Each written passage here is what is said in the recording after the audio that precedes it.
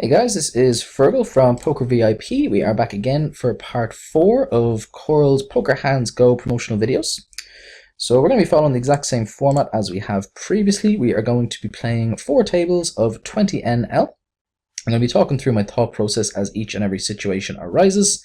And hopefully by the end of the session we will have A, come up against some interesting situations, and B, have turned ourselves a nice profit for the day.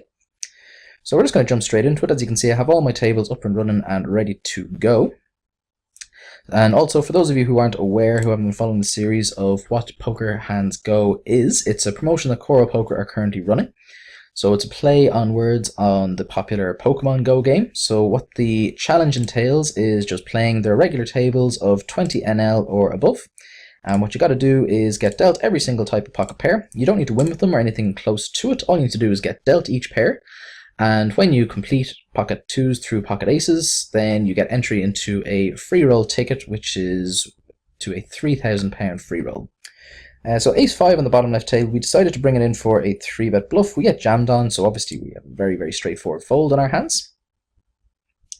No matter what he has there, I don't like his jam. It's quite a large re-raise. I don't think it's necessary to accomplish anything. He's going to be folding out way too many of my hands when he has value.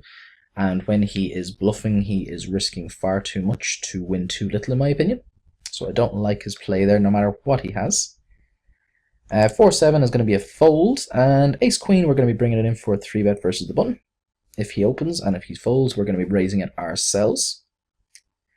And once we play this hand, actually, I'll show you the Poker Hands Go promotion, actually. So just while... So how to access it, you go into your account, into the missions section, and into the Poker Hands Go section here. So as you can see, I've completed 10 out of the 13 promotions.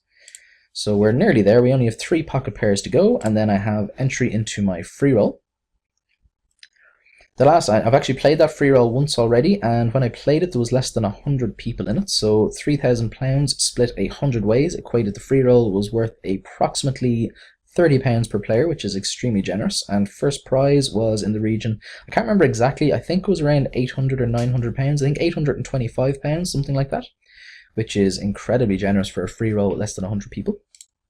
I was quite upset when I didn't cash in it, but hopefully this week I'll do a little bit better. I was going to play the 3-5 suited. When this guy comes in with the ISO, and stacks are all quite short at this table, this is actually a shorter stacked game rather than a full 100BB game, so we're just going to be going ahead and folding the 3-5 suited. We're not getting the correct implied price to go ahead and call.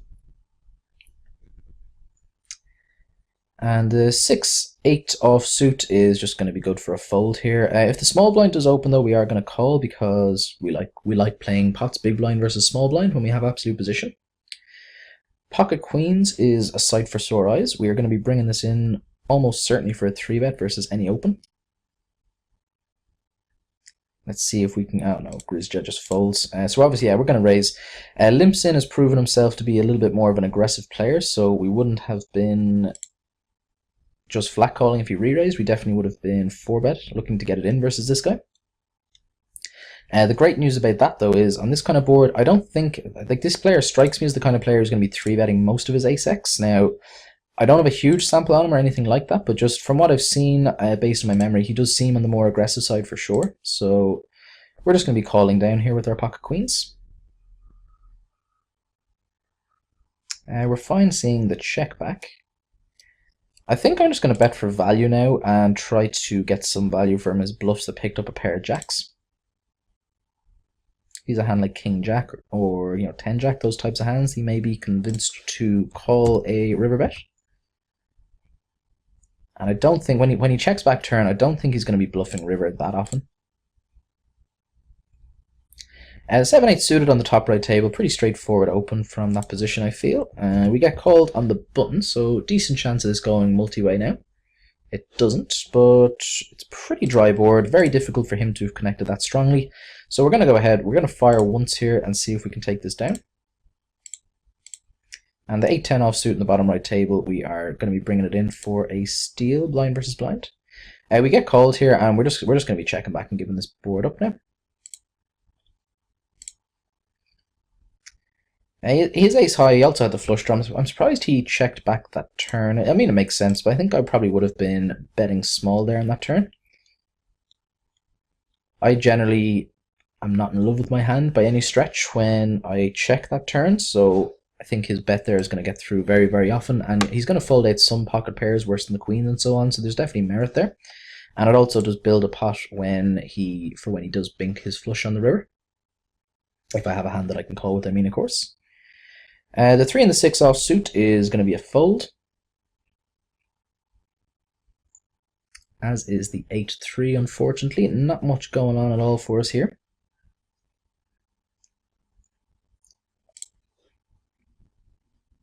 The ace-8, though, we're going to be bringing this in for a raise in a 4-handed game under the gun. So essentially from the cutoff.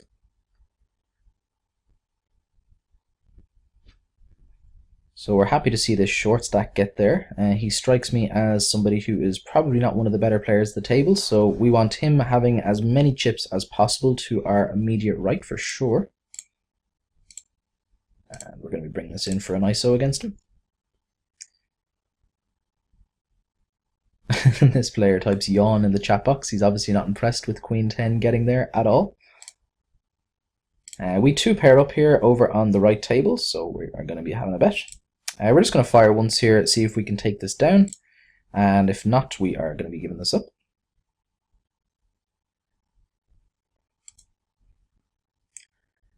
Ace-5 is going to be good for a steal or an ISO versus this player, so we're just going to be pummeling this guy as much as we can. So Amber Lloyd comes along for the ride, and we're going to assume this player is never planning on folding either. We're just going to be checking back this particular flop. Ace high has some showdown value, especially now. Obviously all under pairs have been counterfeited, which is great news. We're just going to be checking down and calling any river bet essentially on that kind of brickish run out. We're definitely happy just to check down though. So we chop it up. We get a little bit lucky there versus ace-9, and we chop up the other small blinds money. Just fine by me. I probably should have ISO'd against this guy. This guy just seems like he's going to be limp calling an absolute ton and not playing very well then after that. So we're going to be looking to take advantage of that tendency as much as possible. And he limp jams this time, which is interesting. Definitely interested to see what sort of hand he's doing this with. The 7-deuce, the dreaded 7-deuce on the top left table is not going to be good enough to do much with, unfortunately. And the ace-6 versus an early position open, we're just going to be going ahead and folding ourselves. Blind versus blind with the ace-3, we're just going to be calling a raise. There is an argument for 3-betting here for sure, but I think I'm fine just flat calling and playing a pot in position. Especially versus this stack size, 3-betting it makes later decisions kind of awkward post-flop. We're just going to check back here when we have a gut shot and ace high. And giving it up now when he bets. We opened 8-7 suited on the bottom left table. We just take the blinds down, which is absolutely fine by me. We wouldn't have hated some action, but winning the blinds there without a contest is absolutely fine by me. And 3-4 offsuit on the bottom right table, not going to be good enough for a defend by any stretch.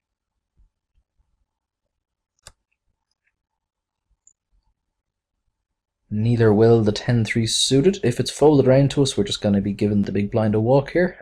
Limps in, the big blind on that bottom left table is on the more aggressive side, so we're not really going to be looking to open very, very light versus them, blind versus blind. They're going to be 3-betting us fairly wide, and quite correctly so. And a hand like 10-3 just cannot stand up to the heat. King 5, again, same kind of situation. We've got two kind of reggish, more aggressive players in the blinds, so we're just going to be going ahead and folding. The extra limper doesn't really change anything there, we're just going to be folding anyway. Pocket 9s here, blind versus blind, we're just going to be calling at least one street anyway. We pick up a flush draw, which is good, but there is also potential flush out there now.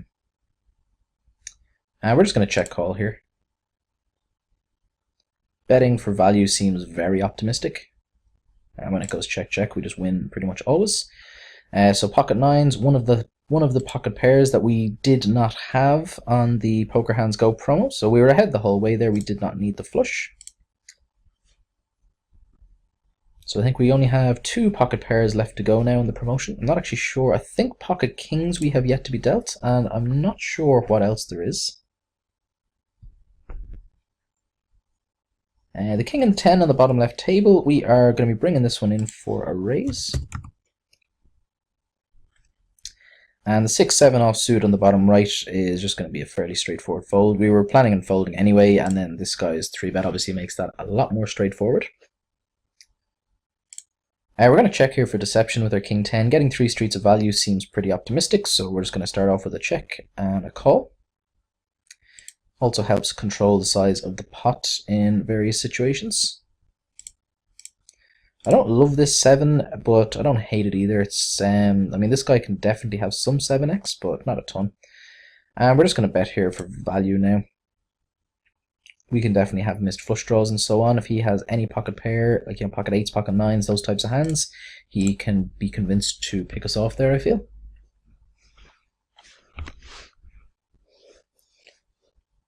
The 6 and the 5 from the button, definitely a little bit loose, but I think it's going to be okay with this player in the big blind. And the king 3 blind versus blind, pretty straightforward steal, I think. This is a pretty bad board for us. We're just going to be checking this one, I think. And folding when he goes for this sizing. We have pocket jacks. I'm not sure if we've been dealt pocket jacks or not yet in this promotion. I don't recall being dealt it just yet, but I could be wrong on that, so we'll see at the end of this hand now. So we get some action, which is always nice. Let's hope Pete Dave raises. He doesn't. Pretty good board for us, though. Definitely going to be getting a lot of value from his pocket 7s through pocket 9s, 10s types hands. And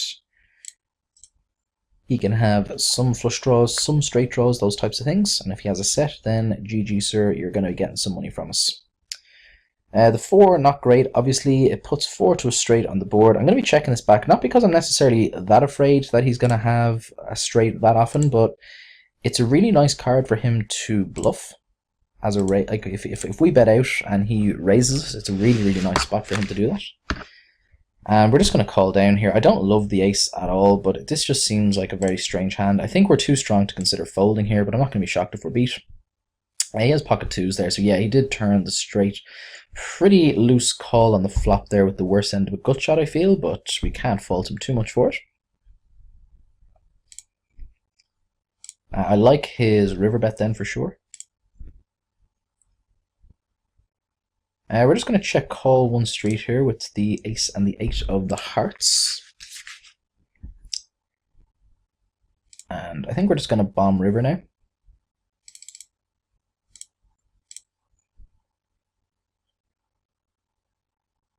So the kind of hands I was targeting there were the stronger ace-x that he can have. So hands like ace-10 plus, those types of hands for sure.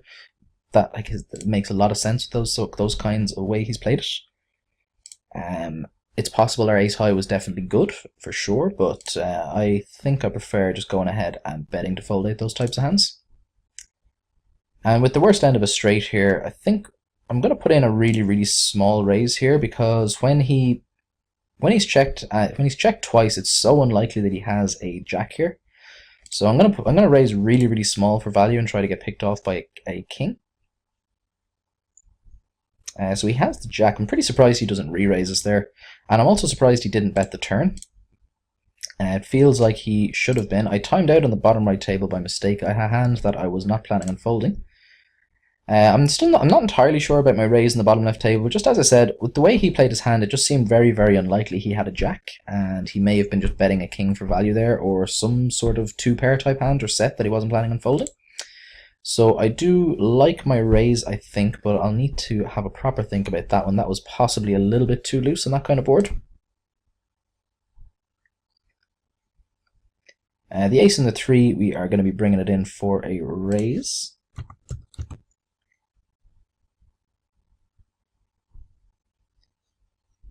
So we don't really mind if we get called, but we don't mind taking it down pre-flop either by any stretch. We definitely don't want to get re-raised, and we're just going to be folding when we do. Ace-3 is just going to play absolutely horrendously in 3-bet pots, even in position. So trying to continue with those types of hands is going to be quite a significant blunder.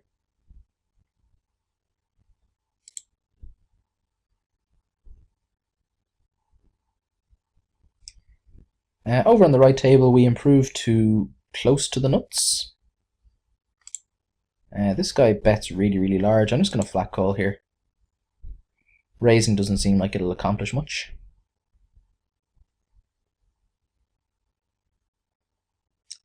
I feel like we're probably going to be chopping here very often, but I feel we have to try for some value here. And we do get value, which I'm a little bit surprised at, to be perfectly honest. I'm kind of interested to see what he called us down with there. He had 2 pair, makes some sense, I guess. I don't really like his overbet there when 3 to a straight rolls in. Or 4 to a straight, rather, should I say. I think, I mean, I don't mind his bet by any betting by any stretch, but I think overbetting that turn with a 2 pair type hand is a bit of a mistake.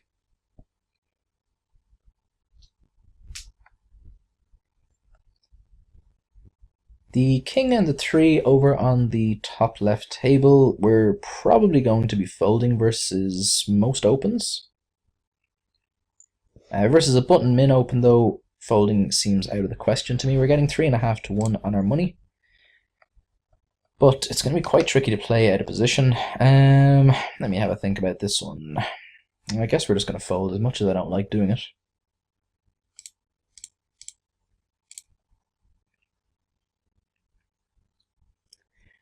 We pick up an open-ender here on the top right table. I think he called us reasonably quickly. I think we're just going to be checking this back and just trying to realize our equity here. I don't think a double barrel is going to work often enough to make it better than just checking back. And ace-7 suited on the bottom right table. We're definitely happy to ISO the limper here. Actually meant to make this 4x, not 5x. That was a mistake on my part.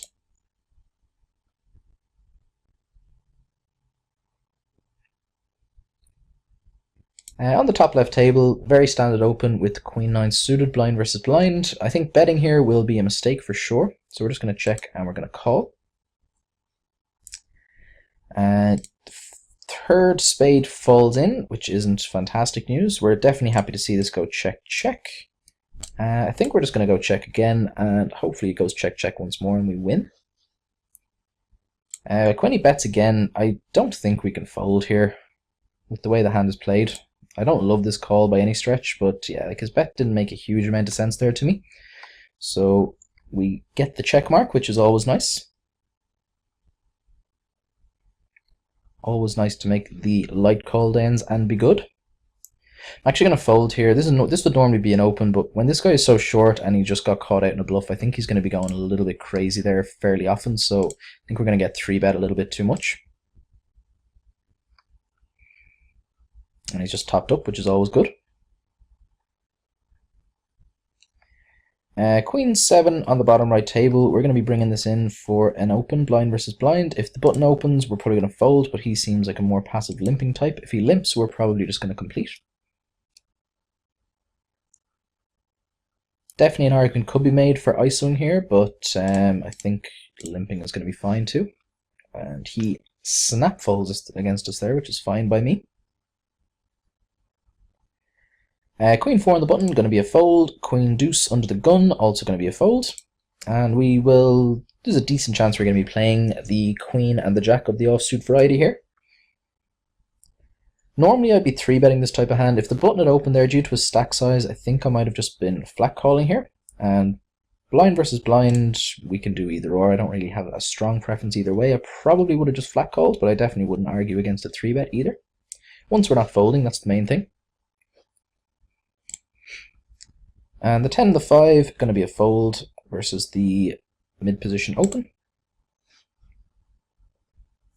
Unfortunately, we can't do much with the 4 and the 7 offsuit either. So this is a hand, I know we folded the King 3 earlier on. 4-7 is obviously worse than King 3, but it's going to play a lot better post-flop. There's a lot less domination issues with it and so on. And in a multi-way pot, I'm actually going to go ahead and... no, this guy, he doesn't really fold that often, so I'm just going to go ahead and complete here.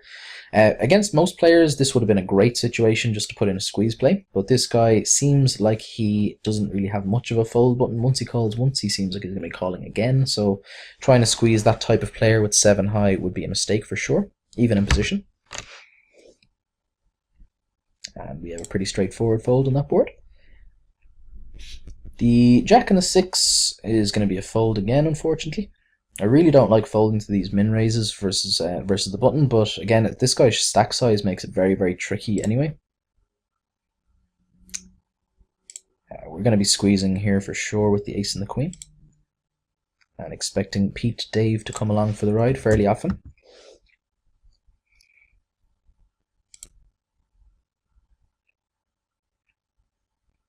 No, he folds. Interesting. Okay, good to know. The 6 and the 7 offsuit is going to be a fold, and the 9 and the 4 offsuit also going to be a fold. The 10-7 suited, if we were in later position, we could consider opening here, but I think opening from mid position will be a mistake in general. So I'm absolutely fine going ahead and mucking this one as well.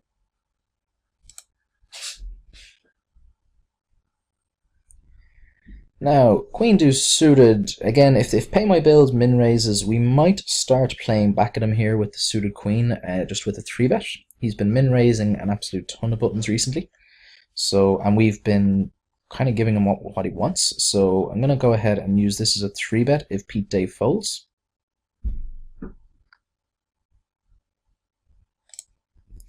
He doesn't, but we're getting 5-1, and again, against a full stacker, I think squeezing here would be fine, but versus this guy who only has 10 pounds behind, it just seems like it's going to put us in a lot of tricky post-flop situations. So I don't love this dynamic that we have going on here at all. Nor, like, I do like having the kind of loose passive player to my right for sure, but Pay My Bills seems like he's reasonably competent. So defending my big blind against him with the loose passive player in the small blind is actually going to be kind of tricky. But when we're being offered too good a price there to fold, we just have to continue, and not really much we can do on that board, even with the pair, other than check folding, I feel.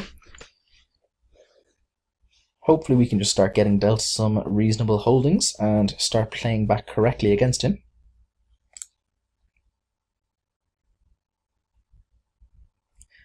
As I said, having the loose passive player to my right is definitely good news. We can really look to extract a lot of value from that type of player. Having a media position on him makes a huge, huge difference in helping to do that as well.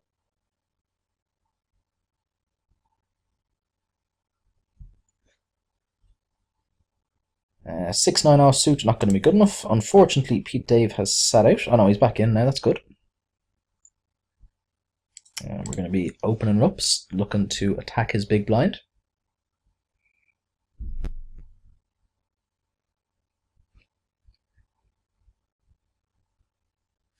Player to my left seems like he's been playing quite tight. At the beginning of the session, while I was getting everything set up, he struck me as one of the more aggressive regular players, but so far at this table he's been very, very tight.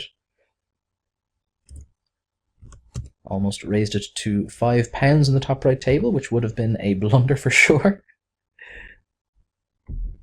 We have a gut shot over on the bottom right table. I'm just going to go ahead and fire once here. This guy seems like he's behaving very, very honestly, so I think just betting here and expecting quite a lot of folds is going to be good. And 8-7 suited here. This really sucks because everyone is so short, but we're getting 5-1 on a call and with some implied odds behind as well. So I think we have to complete here, but it really sucks how many short stackers there are in the pool at the moment. It's really, I'd really much rather just playing at tables full of 200 BBs plus. And this guy just opened jams for over 2x pot. Outstanding decision, whatever you have, sir. So Ace-Jack, we're obviously going to be raising if Pete Dave just flat calls. And I think if he raises himself, given how passive he is, I'm just going to flat call myself rather than 3-bet it.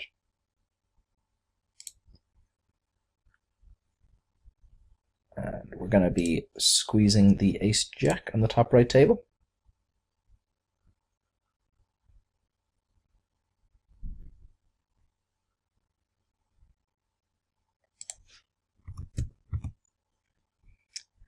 So pocket fives on the bottom right, we're going to be probably just calling depending on what if Pete Dave enters the fray.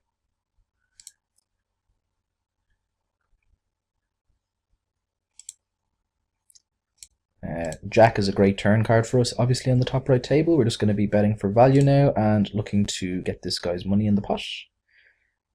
If he has a flush or somehow has a better hand than us, he's going to be winning it all anyway, so I'm just going to stick him all in myself. Now we're just going to check our pocket fives in the bottom right table. We're just going to go for a check call and react accordingly on turns. Our hand is going to be good here, an absolute ton, but he's going to be able to semi-bluff us off our hand very, very often on this type of board, so I'm fine just checking and keeping the pot smaller here. Like, pocket five is definitely still a showdown value. I'm happy just to check this down. I think this is going to go check reasonably often. If he bets, we're going to have an awkward decision then.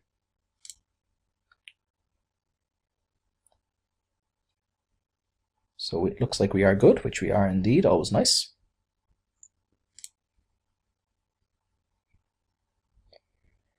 King 9, going to be good enough for a open from the button. And if Pete Dave flat calls, we're going to be ISOing.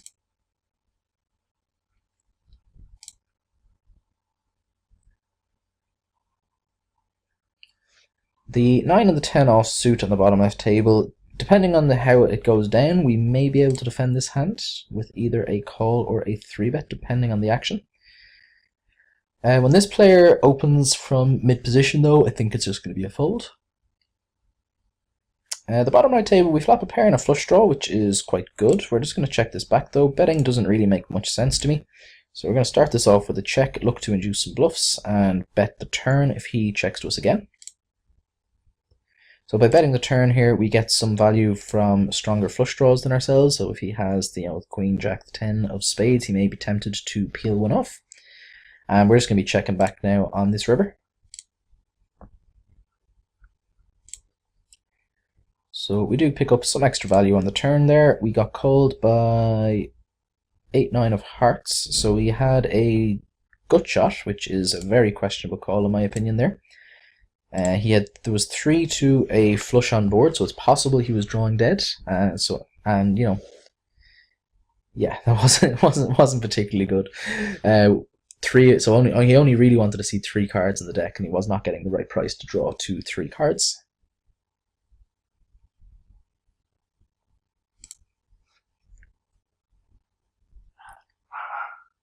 7 deuce offsuit, unfortunately not going to be good enough to do anything with, and neither is the 4 deuce of hearts.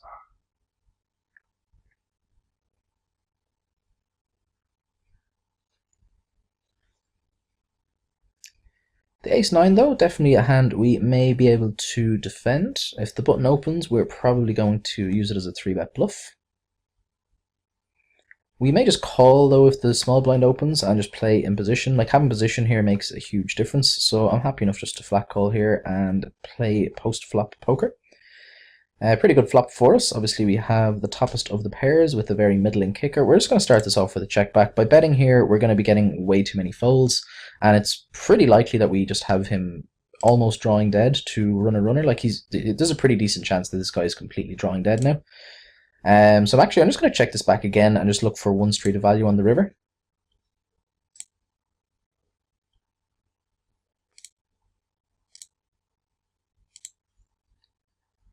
And the ace 10, we're just going to flat call. Again, it would have been a great situation to squeeze if everyone was full stacked, but these stack sizes make things much more awkward, as we've already discussed. This player is sitting out now, which is strange. He's back in now.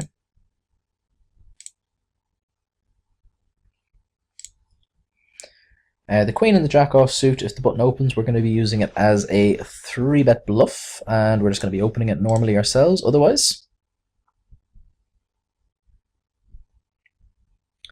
And we're actually going to be calling the session quite soon now, so I hope you have enjoyed watching the video. Not a massive amount of huge pots, but we've kind of gradually chipped up on a bunch of tables. Not a huge amount of profit for the session, but I think we're definitely up. We've definitely won a few euro on each table, I think. So nothing amazingly large profit, but we've definitely won some. Made some nice call downs as well for sure. I remember one light call down with ace high versus king high earlier on. It's not a huge amount of interesting spots, but thus is the nature of poker. Unfortunately, when you're just doing a live session, you're kind of bound by what sort of hands you get dealt. But we definitely got to see how to react to various players. Like, so for example, we have the very loose passive player on the bottom right table, the kind of basic sort of strategies that you should be employing against those types of players. And we discussed a lot about how different stack sizes impact the flow of the game, which is always a nice thing to talk about as well. So I think the King 7 hand here we're going to be using as our final hand before we call it a day. As always, if you guys have any questions, queries, comments about any hands, feel free to post them in the comments section. I do check them fairly regularly, so I'll be able to get back to you. And if you want to shoot me a message on PokerVIP or anything like that, feel free to do so as well. And I'll be able to get back to you very, very quickly. So as I said, this has been Fergal from PokerVIP. I hope you guys have enjoyed watching the video as much as I've enjoyed making it. We're just going to, this ace 8 actually is going to be our last hand. We're going to call it now after this session. I'm just going to fire out a bet here, see if we can take this down in the 3-bet pot. We get called, which makes me sad, and we pick up a gut shot, which makes me a little bit happier, and we still have ace high. We're just going to check back here and hope for a 5 or an ace on the river. If it goes check, check, and it goes bet. So unfortunately, we're just going to be ending the session on a minor loss. But as I said, thank you very much for watching, guys, and I'll be back again soon for some more videos. Thank you.